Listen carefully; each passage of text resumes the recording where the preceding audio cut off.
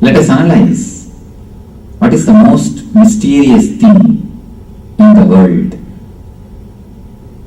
What's the greatest surprising thing or mysterious thing in the world? You can come up with some of your answers. God. Then? Humans. Then?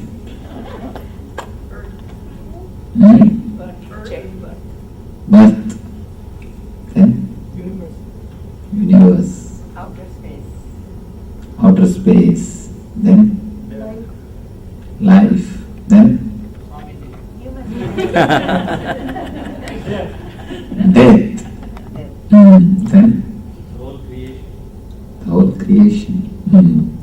Soul. Conscious. Soul. Consciousness. Each one has got their own answers. 5,000 years ago, the same question was put to a great man called Yudhishtira Raja, hero of the Indian epic Mahabharata, one of the greatest epic ever written in the planet Earth. Mahabharata. The hero of that epic is called Yudhishtira Raja, a great king. The same question was put to him by a demon, by a demigod. It asks him, Kimascharyam itak param? What is the greatest surprising thing on this planet Earth? What is the mysterious thing, most mysterious thing on the planet Earth? Yudhishthira gives a beautiful reply with a Sanskrit sloka. I will give you that Sanskrit sloka and then give the overall meaning. Agani bhutani gachantiha yamamandiram sesha sthiramischanti kimascharyam atapparam. Means every day so many lives are going to the Yama's abode, the death's abode, to the death's house. But the people who are staying here, they think they are going to be here eternally. They think they are never going to die. This is the greatest surprising thing for me on this planet Earth. After seeing every day so many people dying, so many deaths happening, again people continuously believe, feel and live with the idea that we are not going to die. Our life is not going to end. For us, it is not. We always think only somebody else is going to get into the accident. We always think only somebody else is going to die. This is the greatest mystery. Death. Death is the greatest mystery. Mystery of all the mysteries.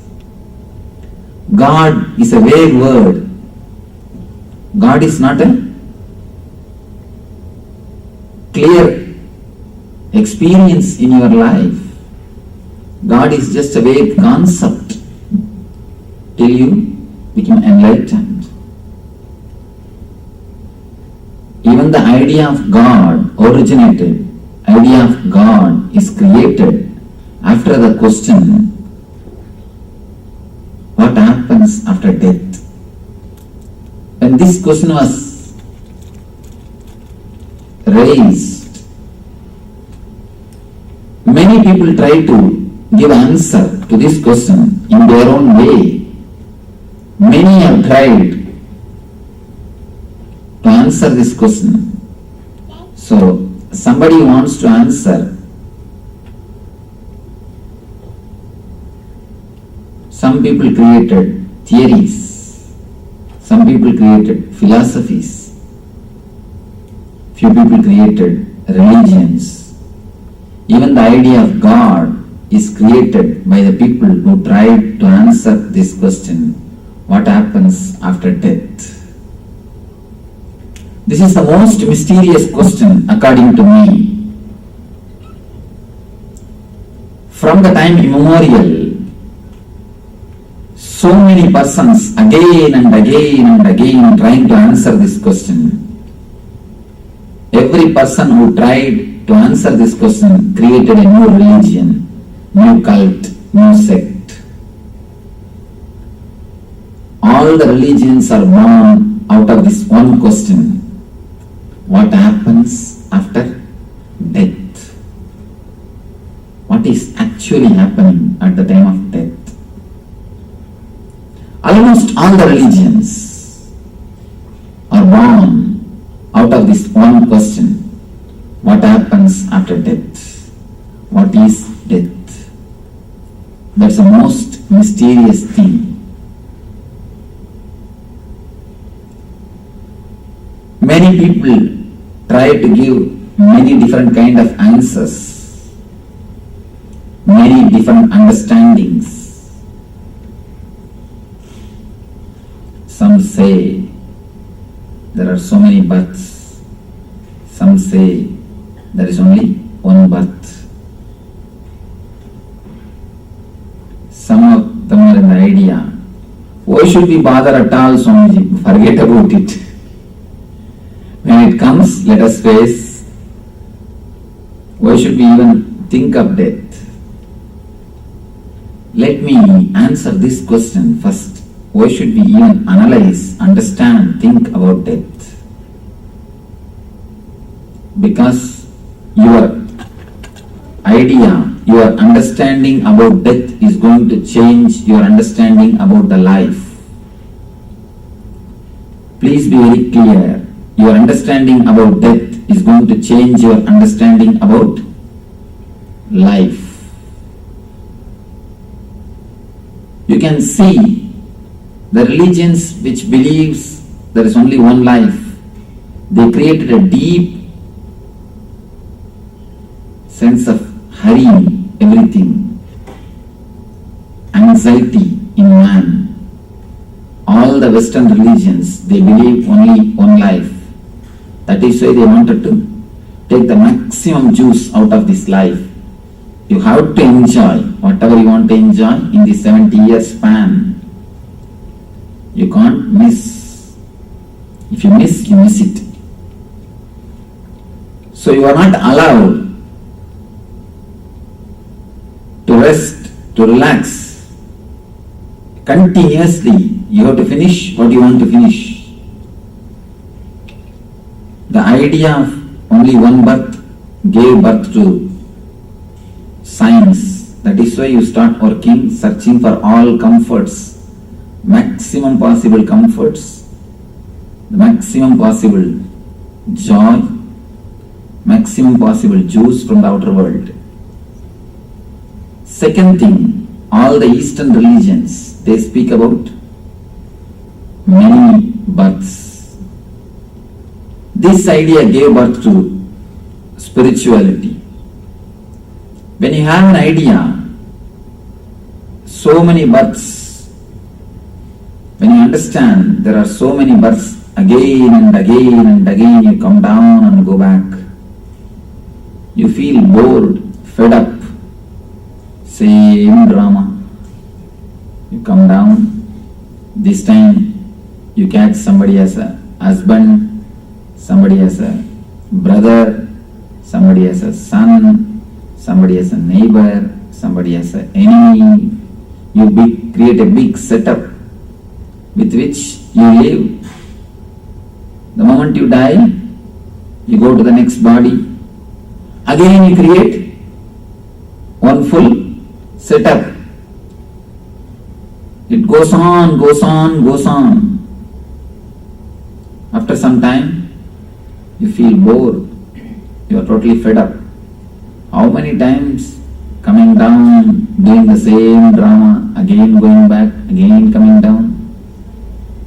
You start thinking towards getting liberated. No more coming back. The moment you start thinking about liberation, no more coming back, you start working towards moksha or enlightenment. That is what is the whole spirituality. Your understanding about death plays a major role about your understanding about the life. Your understanding about death plays a major role on the concept or understanding about life also. According to me, it is your concept about death based on which you really live. Only based on that you really live. Now, let us enter into this mystery of mysteries, the most mysterious thing of the life, which we need to understand really in our life. There is a beautiful Zen saying, learning the art of dying is the real thing or the ultimate thing which you can learn in your life. Preparing and learning for the right beautiful death is the real thing which you can achieve when you live. A small Zen story. One day an enlightened master suddenly declared that he is going to die around next day morning around 6 o'clock. Of course, enlightened people always know about their death. They declare beforehand when they are going to die. He declared around morning 6 o'clock he is going to die. The beauty is his disciples. They said, no, Swamiji, please wait for 2-3 more hours because it will be too cold early morning. Why don't you wait for a few hours so that we can prepare for your body getting burned or whatever, all the last rituals. He said, all right, what is there? He said, okay, and told the disciples that he will pass away around 12 o'clock. When exactly clock struck 12, he greeted them all and hands dropped by themselves. He left the body. I wanted you to know about a small but very important incident. When British people were bringing the whole India under their control, in the central India, there is a small tribal village. Now the village is not there. There was one small tribal village. The British was trying to bring that village under their control. The whole village is only totally 100 people. But highly mystical people. Mystical means totally into devotee, into meditation, and who knows the esoteric arts. It is said that in that village people never fell sick. And not only that, even if they dreamt as if they have heard somebody in their dream, next day morning they will go and apologize to that person. There is a record about that village. Tonight if they dream that they have heard somebody in their dreams, Next time they will go and apologize him. Please forgive me. I have hurt you in my dreams. The explanation is, unless you have a subtle vengeance, unless you have a subconscious idea to hurt him, you will not even hurt in the dreams. So they don't even want that unconscious vengeance. That is why they go and ask him to apologize. Such a highly matured spiritual group, they have nothing of the outer world, but they had everything of the inner world. These British people, when they try to catch that village, the villagers are not ready to surrender, give their freedom to anybody else. But these British people said, either you come to our lifestyle or we will kill you. You will be surprised. These guys, the villagers, they said, you don't have to kill us, don't worry, we know the art of dying, we will die by ourselves. British people thought they will commit suicide. The villagers will commit suicide by some medicine or some method. You will be shocked. There is a clear record. The whole villagers, they gathered in one group, on center of the village, as a group. They all stood. The whole group stood in one place. In front of the eyes of the British soldiers, just they chanted some mantra, prayed, and all the 100 just fell and died. All the 100, they simply fell. They just dropped their body and died. And the incident is recorded by the British soldiers. And they say, first time we felt guilty of killing somebody. We people are trained to kill. We never felt guilt when we kill people, even in the wars. But here, we felt a deep guilt that we killed innocent people, killed such a simple people, such a great people. The record says we feel deeply guilt. What we need to understand, the art of dying. Simply, they are able to drop the body and go. Gita says, death is nothing but changing the coat.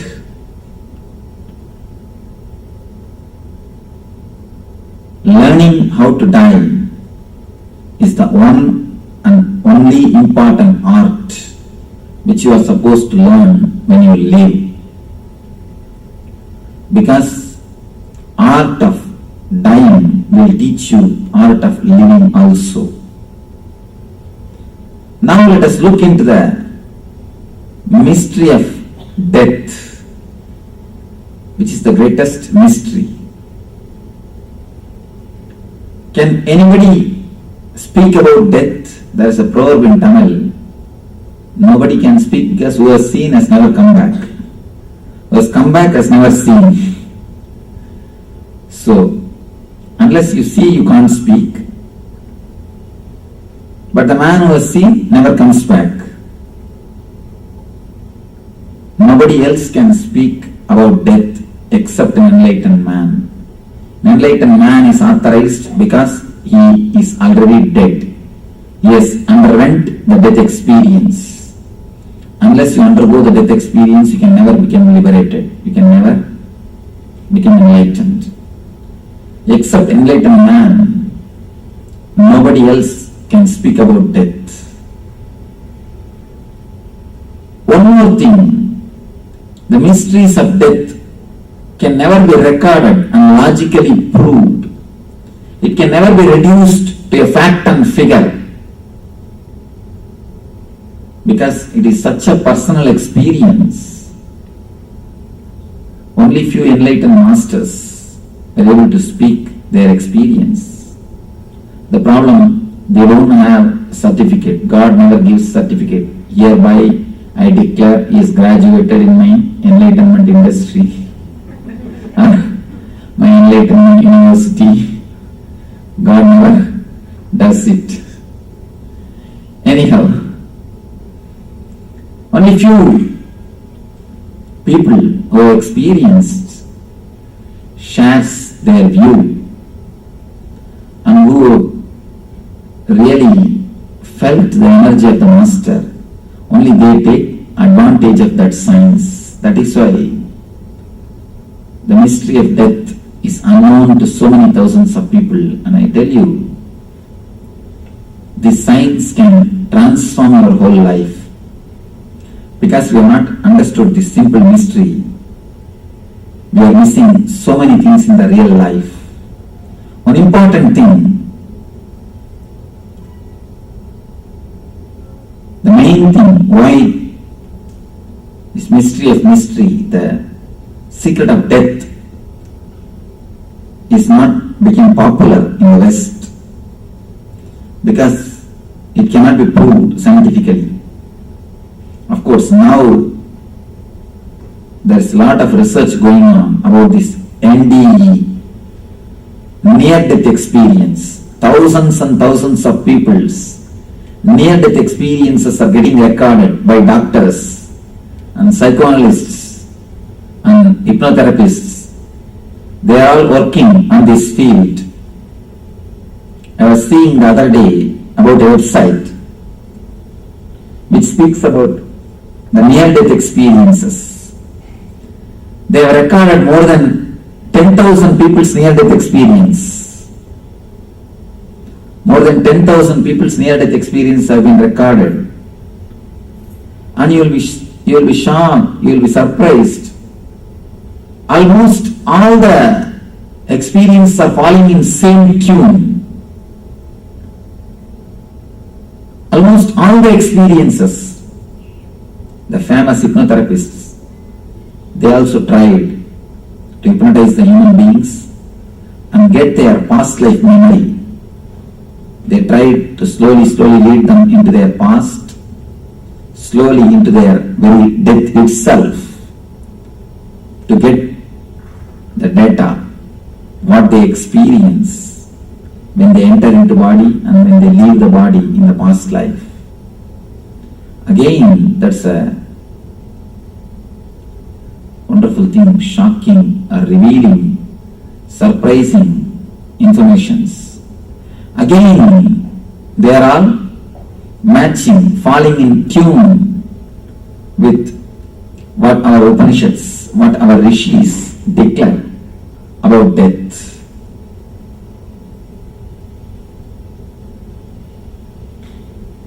So, I think now the science is spreading in the West also.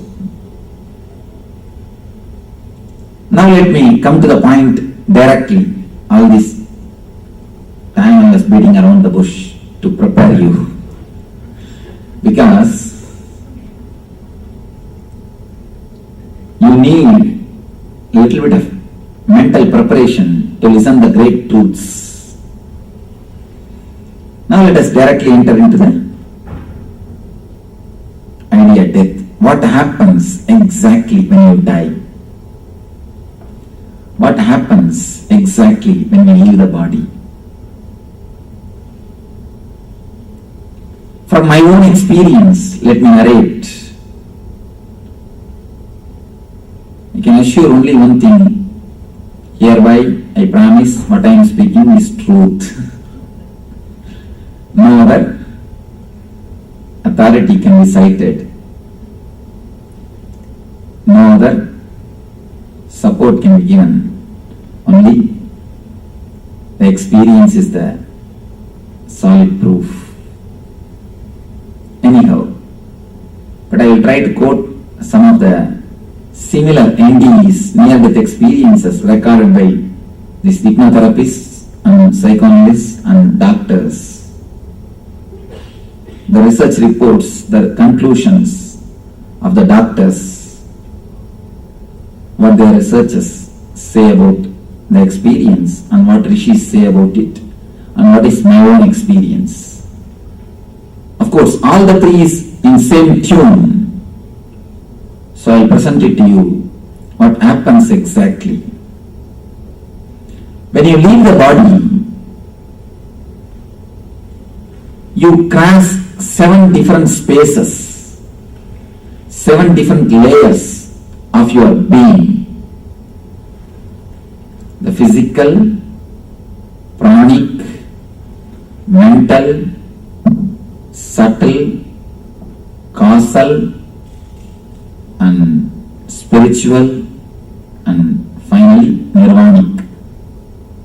7 layers of body is penetrated. You go through the 7 layers. You cross through the 7 different spaces. First thing, what happens when you leave the body? You undergo a tremendous pain. Pain means the unimaginable pain. Let me give you a small example. If you cut your hand just half inch, how much it pains? A small blade half an inch, how much of pain you suffer? 6 feet, your body will be your consciousness and your body will be torn. Can you imagine what will be the pain? It's almost like 10,000 scorpions biting at the same time. You may think, why I am telling all these things? A little bit of meditation when you are living can heal and can guide you at the time of passing away. Before giving the solution, you must know the depth of the problem. Unless we know the depth of the problem, we will not go for solution. When you first move from the physical body, when you leave, your body will be, practically your consciousness will be torn from the body. Such a heavy, severe pain. That is why you immediately fall into coma. According to doctors, coma is automatic mechanism to make you not to feel the pain. It's automatic anesthesia. If the pain becomes too much, you can't bear. So God has made automatic anesthesia system. The automatic anesthesia system is coma. If the pain is unbearable, if it is too much, you automatically fall into coma. That is why anybody who dies, first they fall into coma, only then they die. Only yogis or enlightened rishis, enlightened masters, they die directly without falling into coma. Other than enlightened people, Paramashivam is one of the great example. He never fell into coma before death. Consciously he passed away. He passed away in the sitting posture. There are few examples of great masters who passed away in the sitting posture.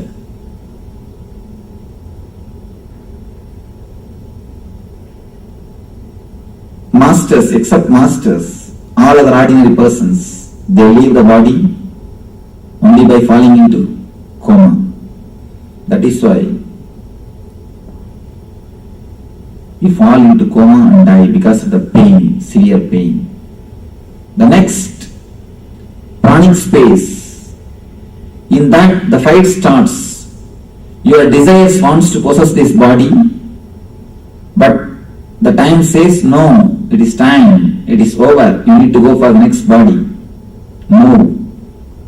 So the fight between your desires and the time happens. Anyhow, only the time means, the kala, time only means you have to move to the next body. Like this, step by step, you move into different space and enter into the next body. In 3 kshana, you assume the next body.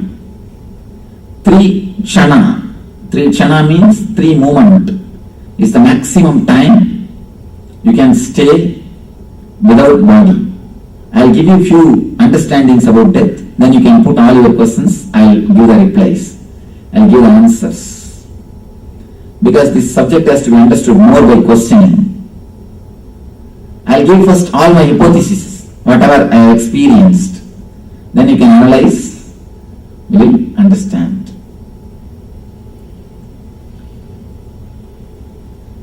One more important thing you need to understand about this is, as long as you are in this body, this whole world will look in four color. This whole world will look in four color. You are able to experience it, feel it. It's like a four dimension, not even four color, four dimension. And you go into this universal studio, you will understand the 4D, not 3D. Nowadays 4D things have come. Any of you have experienced? 3D means you will have the glass and you can see the whole thing as if happening in 3 dimension. 4D means along with the movies, along with the sceneries, your chair also will shake. You will have the experience. You will feel as if you are undergoing the experience.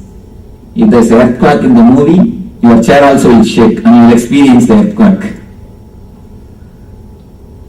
Now, as long as you are attached to this body, the whole world is seen as 4D. The spirituality, meditation, all these things are looking like two color. You think, oh, all these things later on we will take care. What is there? Let it be there. Many people come and ask me, Swamiji, I already have planned for weekend picnic.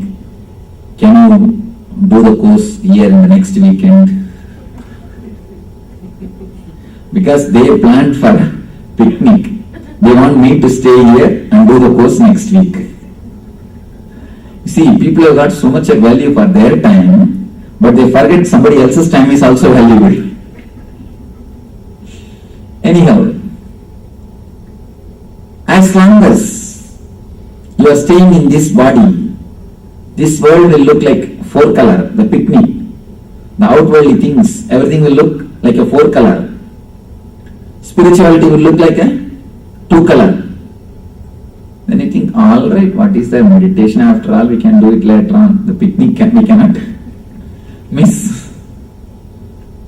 But the moment you leave this body and start traveling inside, the whole outwardly things will become two color and the inner world things will become four color. All the meditation, all the spiritual stuff, the whole thing will become four color. You should understand one thing. As long as you are in this physical body,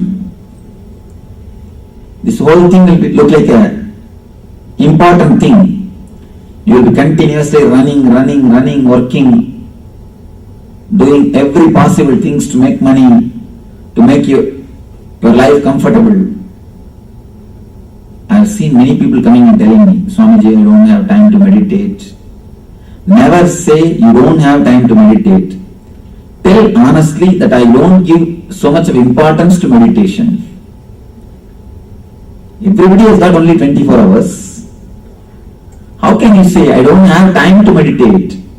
I don't have time for meditation. No, never say that. Be very clear at least to yourself. I can't give so much of priority to meditation. I feel my work, my all this routine, my money, all these things are more important for me than the meditation. Let you be at least clear. You can say, at least I don't understand that meditation is so important in my life. Then you are honest. At least let you be honest to yourself. As long as you are attached to this body, this whole thing will look in four color. Only the moment when you leave this body, you will understand which is a real four color thing. Then suddenly the whole thing, the world, will become two color. Your dollar will not work there. There the dollar is different. This currency will not work there. Neither this currency nor these relationships, or the properties, or the status, social life, whatever you made, what for you gave all your life, nothing will have value in that space, in that zone. In that zone, only the quality of consciousness is going to have a value. One thing I want to tell you, important thing. Not even your power punya is going to come. Even your merits and sins will not come there. People think, now if I give some donation to temple, I may get reward there.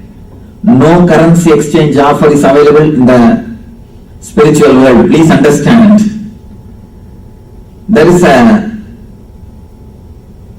sect in a particular religion.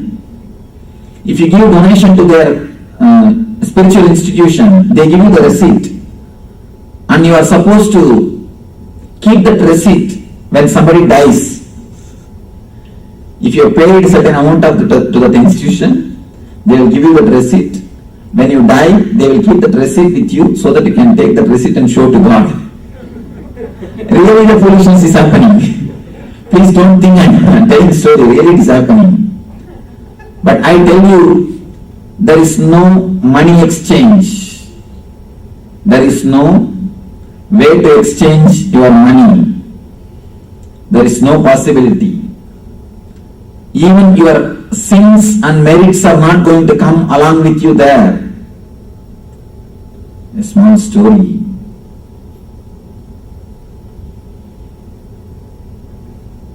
A driver, bus driver. Any of you have been to Chennai? Any of you have lived in Chennai? Bus driver from Chennai. If you know, if you have lived in Chennai, you will understand. The bus drivers of Chennai, they will directly take you to hell. Straight way to hell. No, this way, that way. No long route, straight way to hell. And Mumbai also, Mumbai taxi drivers. Mumbai taxi and Chennai bus. This guy, one Chennai bus driver and one great religious preacher. Both of them died one day. They reached pearly gates. Saint Peter was standing, interviewing the newcomers.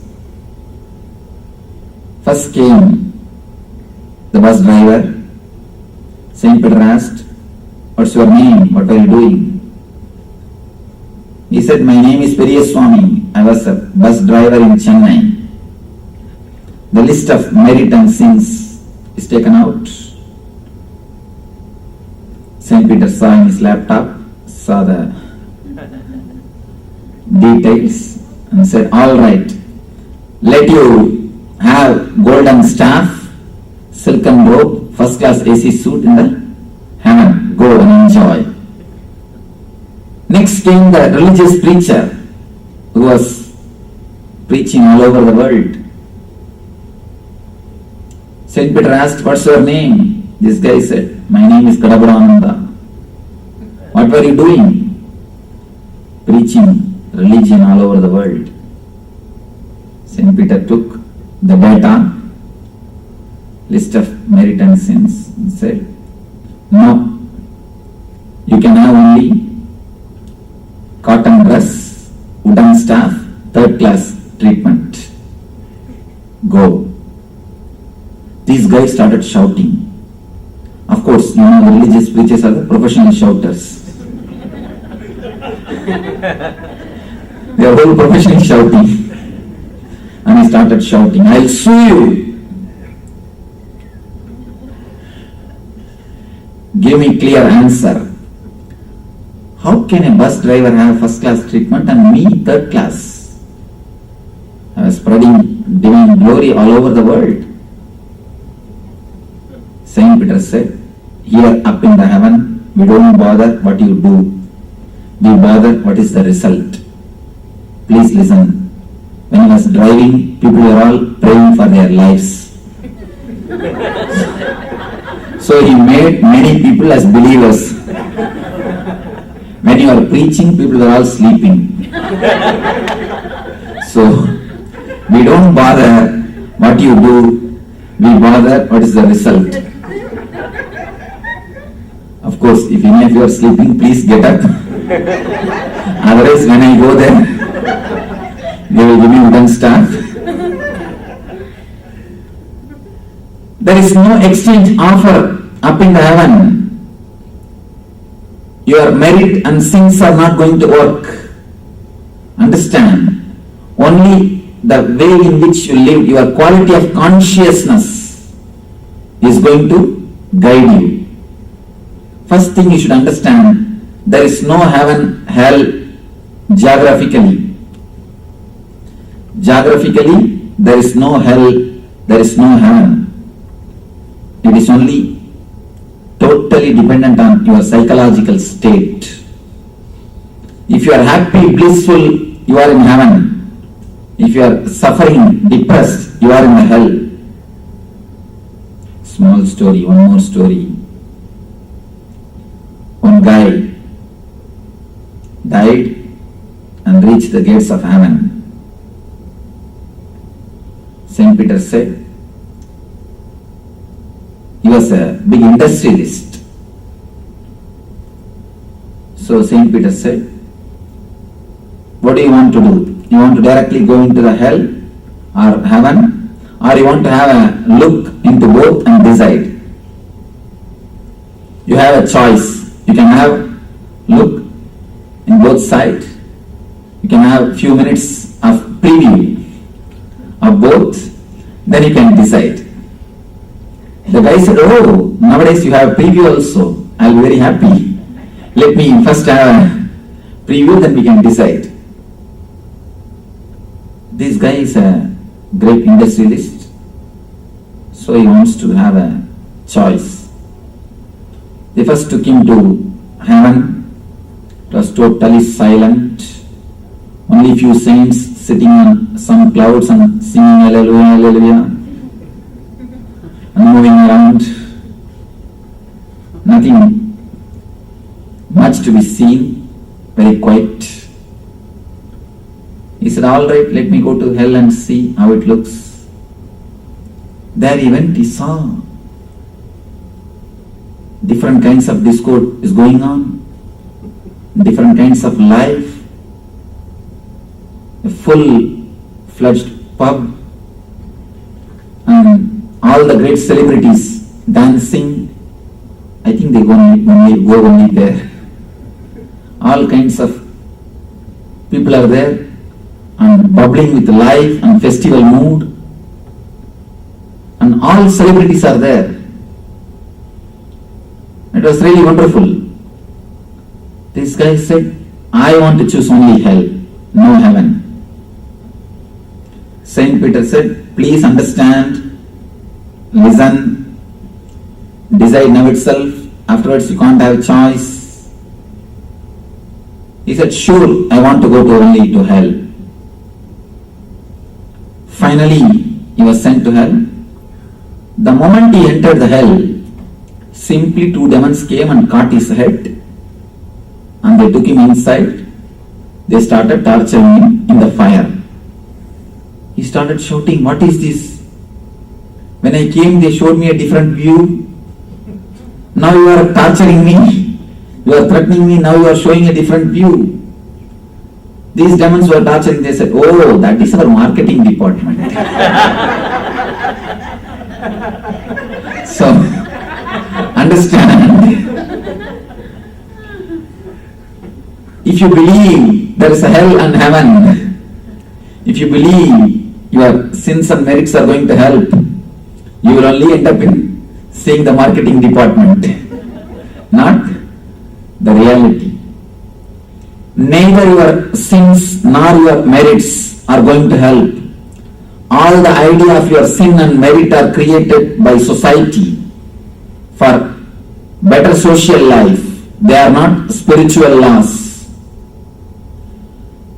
Your conscience is not going to help. Only your consciousness is going to help. The idea of right and wrong is based on conscience.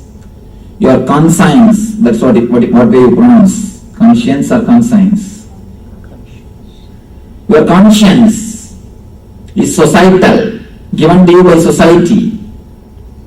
But your consciousness is natural.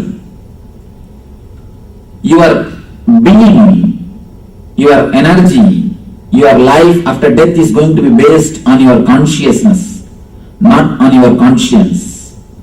The quality of life which you lived, when I say quality of life which you lived, I mean how intense you have lived. If you are sitting here, if you are aware of your whole being, if you are aware of your whole surrounding, if you are aware of whatever is going on in your body and mind, that is what I say, consciousness. A continuous, clear, witnessing awareness. Only that is going to guide you after death. Neither your sin nor your merits. Don't think if you go to temple every day, there you will get some special allowances. God will be there, he will tell, no, come, I saw you every day, come here, come this side. I will do some special things for you. No, never. There is a preacher, he is preaching, I myself have heard him in North India, he is very popular in North India, he preaches. Fast here, you will have all sorts of beautiful wines and rum in the heaven. Do all the actions which purifies you here. You will have all the joys in the heaven. One guy was listening, he said, oh Master, why should we leave all those things here to go and get there? Better enjoy here itself. If that is the thing we are going to get there, why not enjoy here itself? And there is no even guarantee whether they will give there or not. At least here we have a clear-cut guarantee. And who knows the exact quantity we will get or not, and who is going to serve and who is going to take care, we don't know. If you think by living a religious life, pure life here, you are going to be rewarded there, never think, never believe. Don't be religious thinking that you will be rewarded there. You will only end up in hopeless state. All your actions are not going to come with you. Whether you enjoyed or renounced is not going to matter once you leave this body. The moment you are out of this physical layer, all your actions will be forgotten. The saint or sinner, nothing is going to count. Only one thing will be counted. How much consciously, with awareness you lived. Of course, the thing is, the more you become aware and conscious of your body and mind, more it becomes under your control. Somebody asked, somebody asked me, can I become enlightened by controlling my sex? I said, enlightened people don't have sex, that is different. But don't think by controlling the sex you can become enlightened. Of course, I am not telling you go around. Two things you need to understand. A Buddha is out of sex. An enlightened man is out of sex. A Jesus is out of sex. Krishna is out of sex. There is a beautiful incident. Once the Yamuna was filled with water. The flood was happening in the Yamuna. In the river Jamuna, there was flood. Krishna and gopis, they wanted to cross the Jamuna.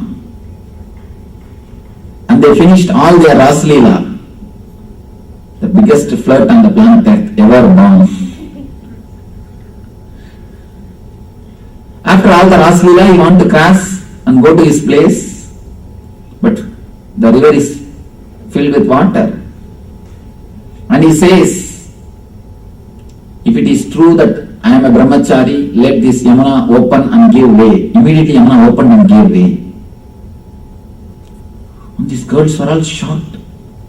Just now this guy did all sorts of things and which nobody can imagine. And he is telling, if I am a brahmachari, let this Yamuna open and give way. And the Yamuna is also opening and giving way. What is happening? When Vyasa writes the commentary, Vyasa gives explanation. Enlightened master never lives in the body. He is totally out of the body. Of course, when a person becomes enlightened, he is neither male nor female. He lives always beyond body. Enlightened man is beyond sex. But the people who are trying to go beyond sex can all not become enlightened. Going beyond sex happens as a byproduct, side effect of enlightenment. That cannot be a technique or method to enlightenment. Enlightenment needs something more than suppressing yourself. It needs meditation. It needs transforming your consciousness. So none of your virtue, none of your acts are going to matter after you leave the body. There is a small story. One day, there was a rishi in a forest. One day a guy came at midnight. He asked the rishi, can I stay here just for tonight? Tomorrow morning I will go away. Rishi said, why not? Please stay here. You are welcome. He gave him food and shelter, everything. Next day morning that guy got up and he is about to leave. When he was about to leave, he felt too much of love and compassion towards the rishi. And he said, oh Swamiji, you helped me really in a big way by giving me shelter in the midnight. Please accept this small offering. He gave little money to the rishi. Rishi said, where did you get so much of wealth? You are having so much of money. You are giving me. He was having so much of money and gave a little bit to the rishi. This guy said, I am a thief. Rishi said, no, I don't want your money. He sent him. After that, Rishi was praying to God. Oh God, please forgive me. I have given food and shelter for a thief. How great sin it is. What will I do? How will I remove this sin? He started weeping profusely, praying to God, begging him to apologize him. Suddenly he heard a voice from the sky. Somebody is weeping profusely. Rishi said, who is weeping there? God said, I am only weeping. Rishi asked God, why are you weeping? God replied, you gave food and shelter for him only one day. You are weeping. I am giving every day. Should I not weep? Where will I go and wash my sins?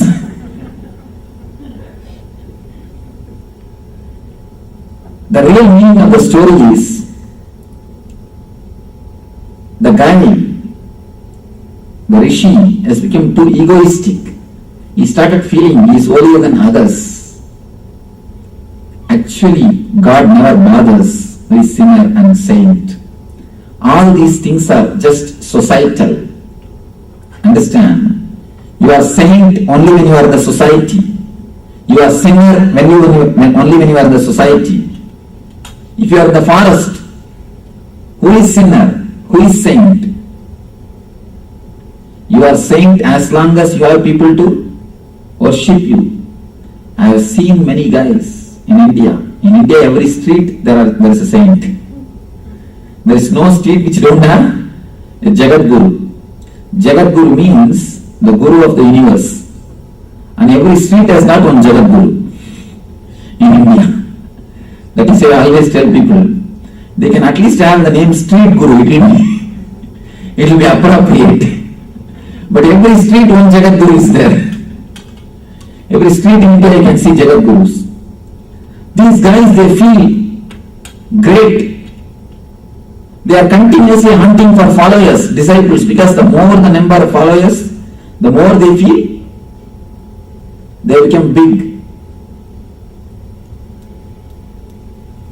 The more people are worshipping you, you feel more you are a big saint. Saint is nothing but the idea given to you by your disciples. Sinner is again nothing but an idea given to you by your enemies. So neither saint nor sinner exists once you leave this physical body. After leaving the physical body, only one thing is going to matter. How consciously you live, because the consciousness is the only torch with which you are going to cross all these 7 layers, all these 7 space. Neither your wealth will come with you, nor your right or wrong deeds are going to come with you, or your other supports, all your charity, all your donations, all your dana, nothing is going to come with you. People think, here if I give some money to Balaji, there he will give me in Vaikuntha as exchange. No currency exchange. Only one thing is going to come with you, that is the consciousness with which you lived, the awareness which you created inside your being when you lived. Once you cross these layers, naturally you will see, if you have lived your whole life with consciousness, with awareness, in a meditative way, you will have a clear choice, either to take birth or to become enlightened.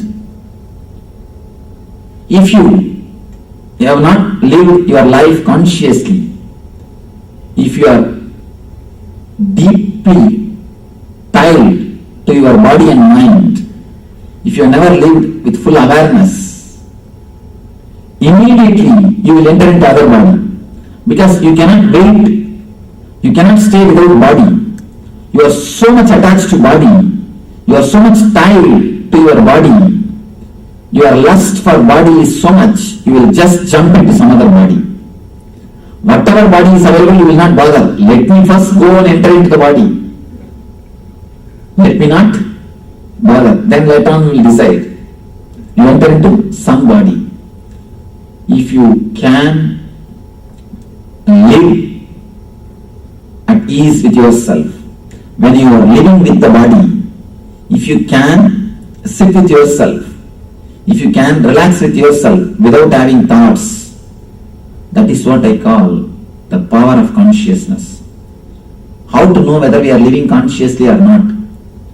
You will be able to sit with yourself without thinking. If you have that capacity, you can be sure you have the consciousness. But we can sit with anybody else, but we can never sit with ourselves. The moment you get some time also, you switch on the TV. Tatak, tatak, tatak, tatak, tatak, tatak, the same remote and the same foolish programs. Or you catch some newspaper. From first page to last page, you start reading. If you don't have anything else also, you start planning or thinking. If you can sit with yourself, utterly relaxed, even for a moment, you will have that same relaxedness when you leave the body also. That time also you will have patience and relaxed awareness to wait and choose. One important thing you should understand, it is you who program, it is you who design your every body and including your parents. These are all few truths. Of course, you can question the question answer session. Including your parents, it is you who choose.